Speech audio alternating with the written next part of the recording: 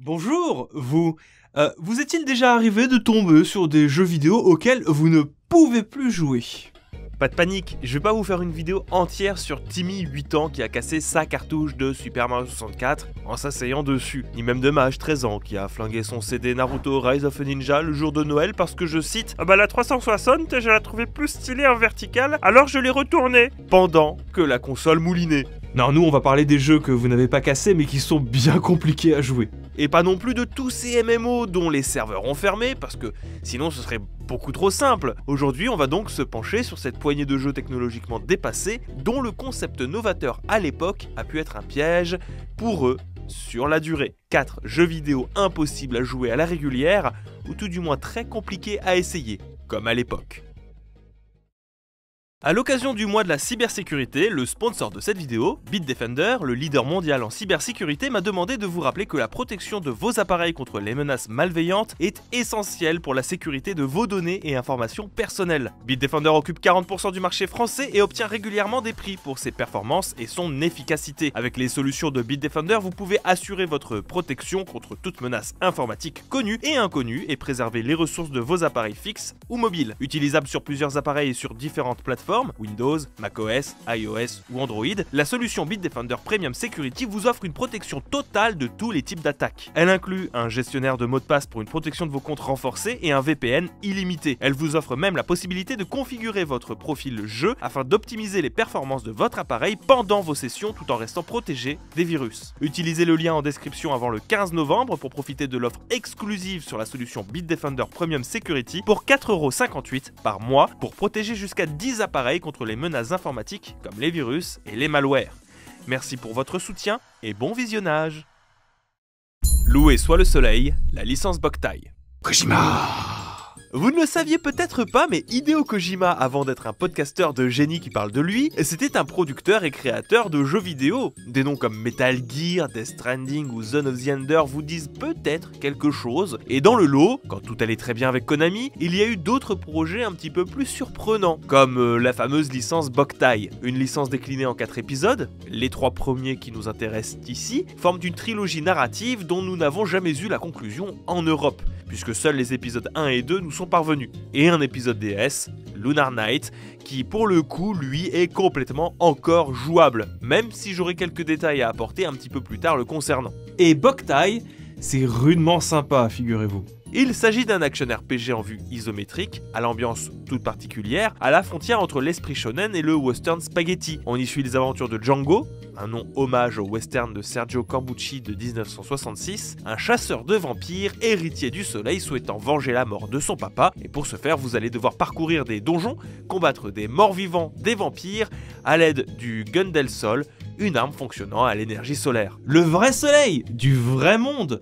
Insolation, il y a de la meuf et de l'oseille. Parce que si le synopsis de Boktai ne vous dit rien, et vous êtes très certainement déjà tombé sur ce nom avec une mise en avant de technologie atypique du jeu vidéo. Et en effet, atypique, Boktai il l'est. Sa cartouche nécessairement en plastique transparent contient une boursouflure pour laisser passer les rayons du soleil. Enfin, plus particulièrement les rayons ultraviolets, parce que si vous voulez vous amuser à tricher, vous pouvez utiliser une lampe UV.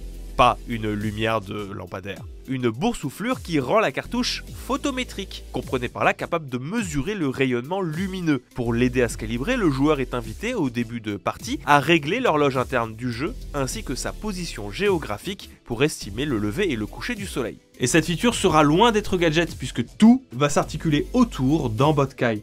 Le gameplay, déjà, puisque les rayons lumineux pourront alimenter votre Gundel Sol, le chargeant plus ou moins rapidement en fonction de l'intensité du soleil. Les vampires seront moins agressifs, voire carrément moins présents si vous jouez en extérieur avec une luminosité plus importante. Bref, le jeu sera plus simple et votre personnage plus puissant si vous sortez de chez vous. Une alerte est mise en place pour vous prévenir si jamais vous jouez beaucoup trop depuis trop longtemps, parce que ce petit capteur est assez sensible et peut vite surchauffer. Et fatalement, même l'histoire tourne autour de cette idée. On a des vampires, on a des zombies et des donjons sombres tout juste éclairés dans lesquels la moindre lucarne peut être salvatrice. Oui, tout est très bien pensé et articulé autour de cette fonctionnalité-là.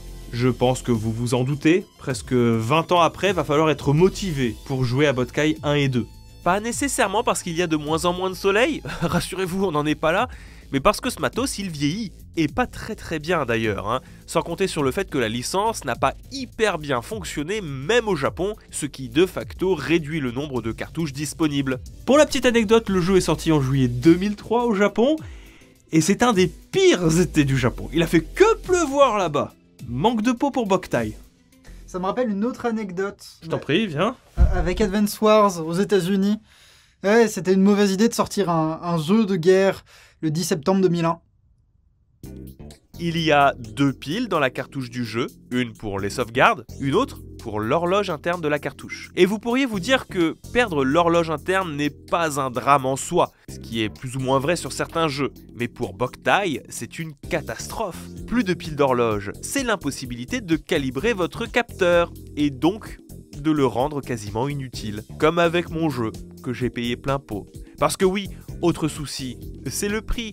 Boktai c'est sympa, mais Boktai c'est horriblement cher. Comptez une centaine d'euros en loose, c'est-à-dire cartouche seule. Après, en vrai, changer une pile sur une cartouche si on a le bon matériel, c'est relativement facile, hein. Enfin, facile pour des mecs ou des meufs qui sont suffisamment déterminés pour le faire. Et vous le verrez que dans cette vidéo, c'est un point qui va souvent revenir. Ça a réduit assez nettement l'accessibilité du jeu. Puis même de base, devoir sortir en plein cagnard pour jouer à la Game Boy, c'était pas si ouf que ça dans les faits comme idée, hein. Suffit que t'aies une GBA sans rétroéclairage et tu vois presque plus rien. Après, effectivement, il y a toujours l'émulation. Oui, je suis sûr que vous attendiez ce point ou que au moins vous étiez à 2 doigts de me le dire en commentaire. L'émulation qui fonctionne très bien, avec des fonctions pour stabiliser le rayonnement solaire au besoin, à notre guise, en étant nous-mêmes le soleil quelque part. Mais qu'on se le dise, c'est pas comme ça que Kojima voulait qu'on y joue. C'est critiquable, hein, j'entends, mais Boktai a été pensé pour une utilisation extérieure. J'ai pesté sur le rétroéclairage des consoles tout à l'heure, mais y a qu'à regarder 2 secondes le jeu pour comprendre que la direction artistique a été réfléchie aussi pour être visible, et ce, même en cas de très fort soleil. En extérieur, c'est très contrasté, c'est lumineux et c'est visuellement simple, dans l'optique de ne pas perdre trop d'informations. Si jamais cela dit, vous êtes curieux, essayez plutôt Luna Knight, le 4e jeu de la licence Boktai, sorti sur Nintendo DS. C'est mieux maîtrisé que Boktai, on oublie le capteur photométrique qu'on remplace par une simulation basée sur l'horloge du jeu, ça coûte un peu moins cher, quoique attention, ça commence à grimper pas mal les jeux DS en ce moment, et c'est moins sujet à la dégradation du matériel, quoique encore une fois, un petit peu quand même. Bonus pour les fous furieux, vous pouvez tout à fait brancher une cartouche Boktai sur le port GBA de votre Nintendo DS Tank ou Lite pour profiter quand même du capteur soleil. Sacré Kojima. Les rail shooters à l'ancienne. Vous commencez à me connaître, hein, entre 2-3 sujets, j'aime aussi vous poser des questions. Et cette fois-ci, il y a un sujet en particulier que j'aimerais ouvrir au débat. Plus que les autres, en tout cas. C'est celui de l'agonie des rail shooters. Parce que on peut pas dire qu'il s'agisse d'un genre mort, mais c'est pas la fête non plus. Et n'allez pas croire que je sors cette interrogation de nulle part. Chez certaines personnes, il s'agit aussi d'un vrai questionnement. On est au moment de cette vidéo en 2022, et force est de constater que les rail shooters se font de plus en plus rares, voire ont complètement disparu. Non Timmy, calme-toi, je parlerai de la VR. Mais alors pourquoi? C'est quoi le problème? Sans apporter de réponse définitive, j'aimerais apporter quelques éléments d'explication qui, j'en suis sûr, rentrent à merveille dans le sujet de cette vidéo. Les rail shooters, c'est devenu compliqué d'y jouer. Oui, compliqué, parce que c'est pas impossible non plus, mais dans les faits, c'est tellement compliqué que personne va s'amuser à y rejouer. À part moi. Je dirais que d'abord, il y a eu un gros souci matériel. J'ai récemment joué au remake de House of the Dead sur Switch. La seule version du remake a proposé un contrôle du jeu au motion gaming avec les Joy-Con, et disons que ça m'a un petit peu sauté aux yeux. C'était pas la qualité du remake que je vais remettre en cause, qui s'en sort vraiment bien, hein, cela dit en passant, mais les contrôles qui clairement ont perdu de leur saveur avec le temps et avec le changement de console, me faisant me demander si ce genre n'était pas au fond à ce point dépendant des accessoires qui le subliment. C'est pour ça que je veux pas que vous preniez trop la grippe sur ce point, parce qu'en réalité, cette partie va concerner une frange bien spécifique de rail shooter, tous ceux qui sont hérités de l'arcade et qui, pour la faire simple, sont nettement meilleurs avec un faux flingue entre les mains, l'expérience arcade ultime en quelque sorte. Évidemment que des Kid Icarus, des Child of Eden ou des Panzer Dragoon peuvent s'en passer, mais c'est pas une expérience arcade telle que je l'entends dans cette partie. Et s'il y a bien un genre de jeu qui a souffert de l'évolution technologique et des effets de mode, c'est bien celui-là. Au tout début, sur arcade, et même à la maison, le rail shooter c'était un petit peu le genre jouet par excellence ou parc d'attractions par excellence. Une expérience simple à base de je rentre une pièce et je tire sur tout ce qui bouge. Les bornes sont parfois extrêmement ingénieuses et tentent d'apporter chacune à leur manière un petit quelque chose que les autres n'ont pas, comme la recharge des munitions avec une pédale au pied pour Time Crisis, voire tout bêtement l'utilisation de très grosses licences des années 80 comme Alien. À la maison, c'est Nintendo avec son NES Zapper et le jeu Duck Hunt qui permettent de transposer cette expérience-là, en particulier des accessoires qui à l'époque sont dépendants du support télé cathodique. La technologie embarquée de ces pistolets optiques ne fonctionne bien que parce qu'un certain type de lumière est émis par un de ces gros écrans qui sera traité par la machine pour se repérer. Parce que oui, délaisser ces écrans CRT au profit d'écrans plats Ultra HD a été un premier coup au genre qui de facto se faisait de plus en plus discret et a dû se repenser pour un gameplay à la manette. Et on revient à ces rail shooters très cool, mais qui sont pas pareils. Si vous voulez jouer sur émulateur, jusqu'il y a très peu, c'était très compliqué de pouvoir jouer à ces jeux-là. Parce que justement, nos écrans modernes ne peuvent pas supporter cette technologie bien trop spécifique. Quand en parallèle l'arcade en Occident s'est étiolé, pas besoin de vous faire un dessin. Pourtant, le rail shooter va bel et bien connaître un revival. Merci à la Wii d'avoir apporté le motion gaming et le pointeur infrarouge, cette autre technologie qui, pour les bornes d'arcade également, un petit peu plus moderne, servait déjà à entretenir des licences antédiluviennes. Mieux encore, la mode de l'accessoire très spécifique de la Wii a beaucoup joué dans la survie du rail shooter. Entre l'espèce de fusil d'assaut chelou officiel Wii et tous les accessoristes qui ont surfé sur cette vague pour proposer des trucs dans lesquels encastrer vos Wiimotes, il y avait très largement de quoi faire. Moi-même, j'utilise ce faux fusil quand je joue à House of the Dead sur Wii parce que on est dans le plus proche de ce qu'étaient les rail shooters en arcade grâce à ce fusil. C'était pas les jeux les plus hype à l'époque, mais c'était facile à produire et à porter dessus pour la bonne et simple raison que c'était relativement standardisé. Il y avait même de quoi faire du côté de PlayStation avec les PS Move, mais bon, l'offre était clairement moins grande que sur Wii. La Wii n'était cependant qu'une parenthèse. La Wii U n'a jamais su convaincre et n'a pas été équivalente en termes d'offres d'accessoires loufoques quand la Switch... malgré le motion gaming possible au gyroscope des Joy-Con, que je trouve personnellement beaucoup moins précis qu'un pointeur infrarouge, ça semble tout de suite bien plus compliqué de proposer des accessoires compatibles destinés à améliorer votre expérience de jeu en rail shooter d'antan. The House of the Dead Remake est très cool sur Switch, je dis pas, grâce au motion gaming encore une fois, mais c'est pas pareil. Et n'y jouez pas ailleurs, j'y pense, que ce soit sur PlayStation 4 ou Xbox, parce que les autres constructeurs n'en ont clairement rien à foutre de ce genre de jeu. Le motion gaming et les accessoires, c'est du passé. Entre le désintérêt du public programmé, parce que je suis désolé, mais c'est pas parce que le genre est relou que les gens s'en détournent du rail shooter. C'est juste que c'est de moins en moins drôle sans l'accessoire qui va avec. Et le recentrage sur du gaming, on va dire, plus conventionnel, il est compliqué de voir ici un genre de jeu en bonne santé. Après vous pourriez me dire, il y a la VR, et vous avez pas tout à fait tort. Mais encore une fois, c'est pas pareil. Avec le rail shooter en VR, on gagne en immersion et profondeur, ce qu'on perd en fun et en instinctivité, à moins de pouvoir coller un accessoire dédié entre les mains des joueurs, comme le font d'ailleurs certaines salles VR. Aujourd'hui, les fans de rail shooter sont si peu nombreux que je pense que de toute manière envisager un nouveau jeu avec son accessoire serait un coût trop important à assumer pour quiconque souhaite se lancer dans l'aventure. À moins d'un miracle, je ne pense pas me tromper en vous assurant que l'ère du rail shooter pour tous est terminée. Et je trouve ça très triste. In Memoriam Saw 2003. Est-ce que vous connaissez Eric Viennot? Peut-être un peu, vaguement. Il s'agit d'un créateur de jeux vidéo assez atypique, un architecte notamment des aventures de l'oncle Ernest, sa série de jeux la plus connue du plus grand public. Un grand monsieur du paysage vidéoludique français qui malheureusement s'est éteint le 27 juillet 2022 d'un cancer de l'estomac. Un monsieur à la vision du jeu vidéo singulière, dont les travaux sont restés dans les mémoires, notamment avec In Memoriam, une sorte d'ARG organisé dont quelques structures bien de chez nous ont joué le jeu du vrai faux scénario. Si vous êtes un vieux joueur PC amoureux des jeux d'aventure, In Memoriam, ça doit forcément vous dire quelque chose. Et vous avez deviné pourquoi j'ai choisi de vous parler de ce jeu ici en particulier.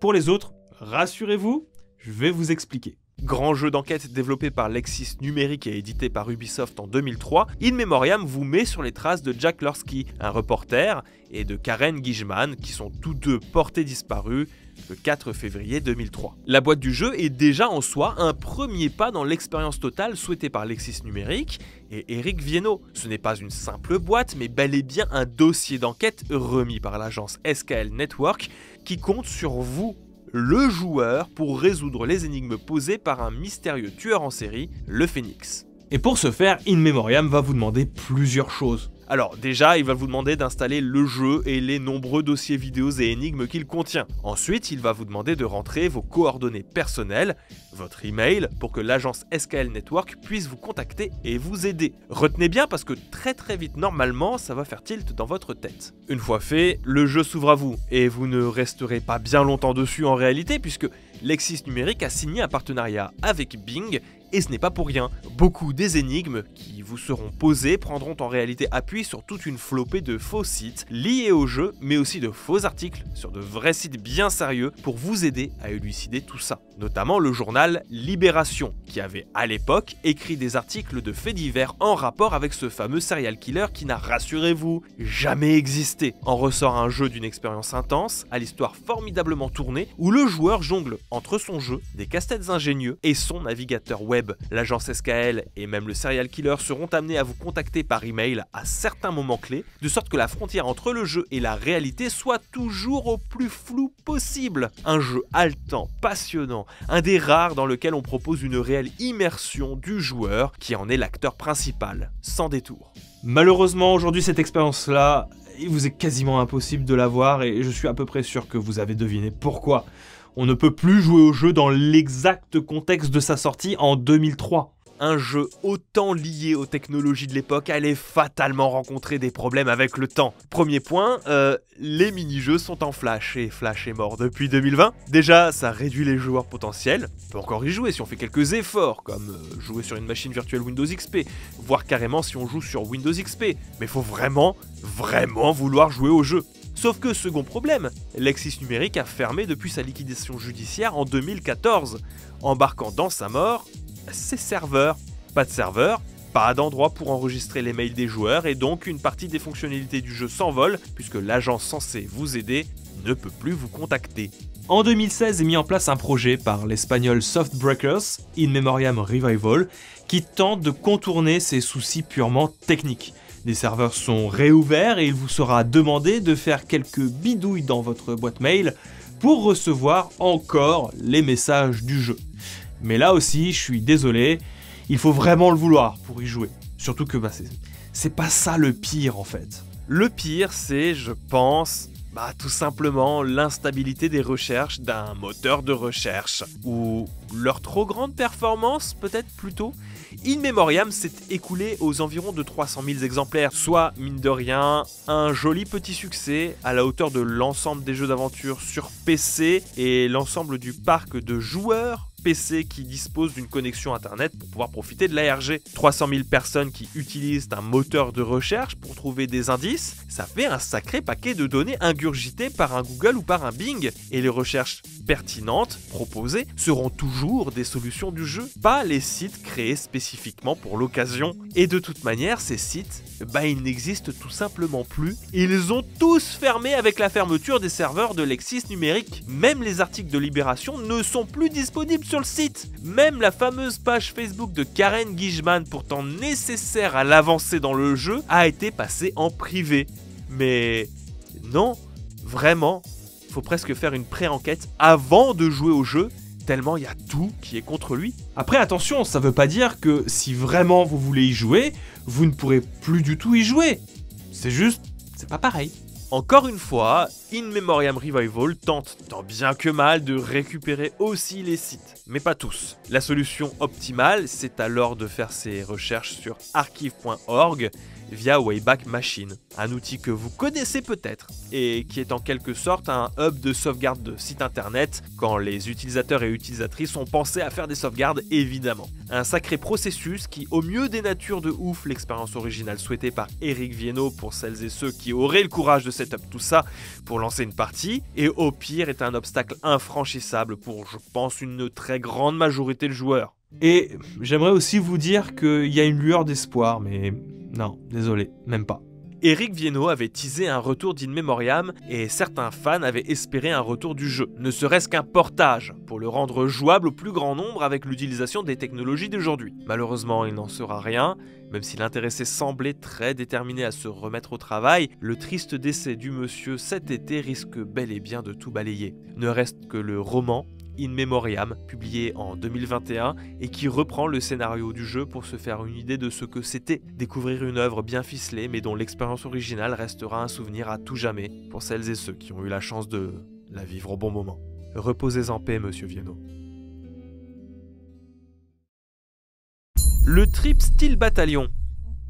De nom, je suis à peu près certain que pour beaucoup ça dit absolument rien. Mais si je vous parle de simulation de mecha et de manettes relativement imposantes et beaucoup trop compliquées pour le commun des mortels, normalement ça devrait commencer à venir.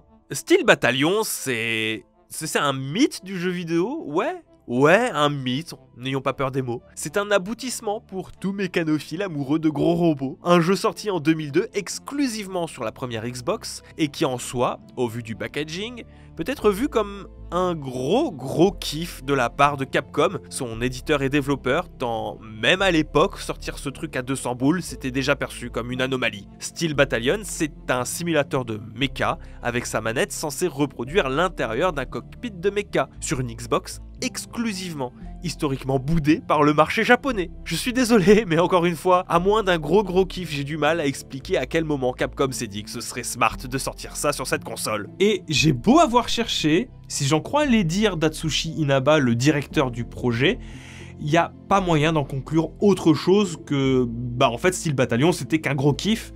Genre, le mec, il le dit texto que le but, c'était de montrer ce qu'il peut être fait de plus cool dans l'industrie du jeu vidéo et qui ne pourrait pas être fait ailleurs. Il ne semble même pas y avoir eu un quelconque chèque de la part de Microsoft dans la mesure où le projet, initialement démarré sur PlayStation 2, a changé de support en cours de route pour profiter de la puissance promise par la Xbox. Vraiment un trip à part jusqu'au bout, ce jeu. Et c'est peut-être ce qui explique pourquoi les rares personnes à encore posséder le jeu y vouent un véritable culte. Un jeu dont la star n'est pas vraiment le jeu, vous l'aurez compris, mais davantage sa manette, qui ne fonctionne qu'avec ce jeu et sa suite, Steel Battalion Line of Contact, sorti en 2004. L'histoire, elle est là, mais l'histoire, soyons honnêtes, on s'en cogne. Si j'en crois le test de JM sur jeuxvideo.com à l'époque, Steel Battalion est aux simulations de mecha ce que Flight Simulator est aux jeux vidéo d'avion. Une vingtaine de missions aux objectifs variés mais assez simples à comprendre et une difficulté croissante qui devient de plus en plus extrême. Voilà comment on peut résumer le logiciel. Par contre cette manette, mais quelle manette! Si jouer au jeu est agréable en soi, rien que démarrer son VT, le nom des mechas ici, VT c'est pour Vertical Tank, procure pour beaucoup une sensation proche de l'orgasme, tant la mise en situation et le contrôle simulé de votre VT est incroyable. Voilà où est le cœur du jeu de Steel Battalion. On peut pas passer à côté. Je ne peux pas passer à côté. Alors je vais vous détailler exactement ce que font toutes ces touches. Il y a 3 éléments qui attirent l'œil sur ce périphérique. On a d'abord les 2 manches de chaque côté et les pédales. Ces manches servent à mouvoir votre VT. Celui de gauche vous permet de bouger les pieds. Celui de droite sert à viser. On a un stick supplémentaire qui est présent sur le manche de gauche pour que vous puissiez bouger la tête de l'humain à l'intérieur du mecha. Les pédales, quant à elles, ont plus ou moins la même fonction que pour une voiture. Une pour accélérer, une autre pour freiner, quand la troisième va vous servir à faire des dashs orientés à droite, à gauche, en arrière ou en avant. Pour les contrôles, on est bon, hein, parce que c'est maintenant que ça va se corser en fait. Pour réinitialiser votre VT, il faut commencer par fermer la trappe de votre cockpit, et une touche est prévue pour ça. Sur votre gauche, un ensemble de switches vous permettent d'allumer les différents éléments de votre VT pour allumer le moteur et charger les données nécessaires à son fonctionnement. Une fois ceci fait, vous pouvez démarrer le VT et commencer une mission, en pensant bien évidemment à mettre la bonne vitesse sur votre VT avant, grâce à cette molette. C'est certes ici une boîte automatique, mais pensez quand même à passer de la zone morte à la première vitesse avant d'enclencher quoi que ce soit. Sur le panneau de contrôle, au centre, se trouve tout un tas de touches situationnelles liées aux interactions VT/environnement. Sur le haut à gauche, c'est des commandes de communication. En solo, elles servent pour le ravitaillement et les bombardements. En multi, parce que oui, le jeu était aussi jouable en multi, elles servent à contacter vos alliés. Un potentiomètre au centre est là pour choisir la fréquence de communication. Une touche est prévue pour nettoyer la vitre de votre cockpit si elle est sale. Une autre sert à enclencher un extincteur en cas de démarrage de feu. Une autre sert à enclencher des contre-mesures quand un missile guidé vous est envoyé. Et deux touches servent à changer respectivement l'arme principale et l'arme secondaire quand une dernière sert à changer les cartouches. Le panneau de droite est quant à lui lié à l'interface du cockpit. On peut modifier l'affichage de la minimap, afficher le brief de la mission, gérer des angles de caméra secondaires sur des positions stratégiques de votre VT, obtenir les informations sur la jauge de carburant, zoomer pour des tirs éloignés et surtout, un gros bouton rouge entouré d'un petit sparadrap, attention, sous plexiglas qui vous sert en fait de manœuvre d'urgence pour vous éjecter avant la mort. Parce que Steel Battalion ne vous fera absolument pas de cadeau. Et mourir, ici, c'est définitif. Le jeu va aller jusqu'à supprimer votre sauvegarde pour recommencer. Vaut mieux alors s'éjecter et récupérer des ressources pour retourner au combat plutôt que de risquer le game over. C'est beaucoup trop bien, on est d'accord. Quand je vous disais que c'était un peu le fantasme des fans de robotique, je vous ai pas menti. Surtout que j'ai omis plein de détails hyper cool, comme les différentes générations de VT qui modifient plus ou moins grandement l'expérience de jeu. Sauf que tout ça, vous vous en doutez, vous avez vu le sujet de la vidéo, vous avez vu le titre. Aujourd'hui pour y jouer, c'est de plus en plus la galère. Même pas pour le online, hein, contrairement à ce que l'intro de la vidéo aurait pu laisser penser avec tous ces MMO qui ont fermé. Parce qu'évidemment que les joueurs sont malins et qu'ils ont une solution alternative, X-Link Kai qui permet de simuler une LAN, mais plus sur l'accessibilité du matos en réalité. Déjà, il vous faut impérativement une Xbox première du nom, parce que le jeu n'est pas rétrocompatible sur 360, ni sur Xbox One, ni sur Series X, uniquement sur Xbox, la grosse Xbox, une console évidemment toujours très mal émulée aujourd'hui sur PC, donc comptez pas trop sur l'émulation non plus actuellement. Ensuite, il vous faut absolument pour jouer cette fameuse manette, puisque le jeu ne tournera juste pas sans. Une manette qui a elle-même ses faiblesses, il existe deux modèles, le modèle qu'on appelle touche bleue et le modèle aux touches vertes, parce que il y en a une avec des touches bleues et une autre avec des touches vertes, et qui ont leurs propres défauts et poussent ces accessoires à tous mourir un jour ou l'autre, quoi qu'il advienne. Genre, le pad touche verte, apparemment, il a des soucis avec les pédales et certains ressorts ont tendance à sauter avec le temps. Voilà, maintenant vous prenez ces informations-là, couplez-les à un bon jeu qui s'est distribué en très peu d'exemplaires, et on atteint, à l'heure où je vous parle, des prix des fois comme, je sais pas moi, 600 € le lot, des prix qui ont monté progressivement et qui ne sont pas destinés à baisser, oh que non. Alors soit, si vous mettez la main dessus, vous pourrez y jouer, mais comme pour les autres, il va vraiment falloir le vouloir. Bon j'espère que ça va vous, hein, parce que moi ça va pas. Je trouve cette vidéo hyper triste.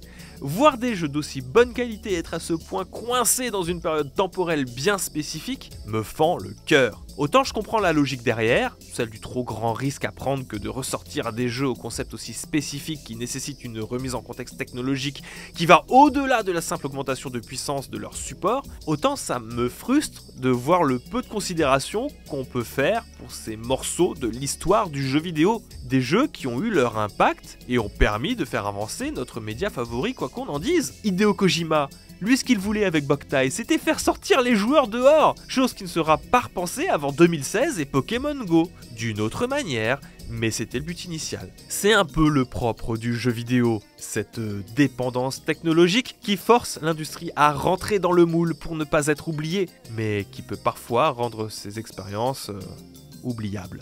Quel dommage. Histoire de clore le débat, les céréales, c'est avant la bière et c'est tout. C'était Ico. Ciao.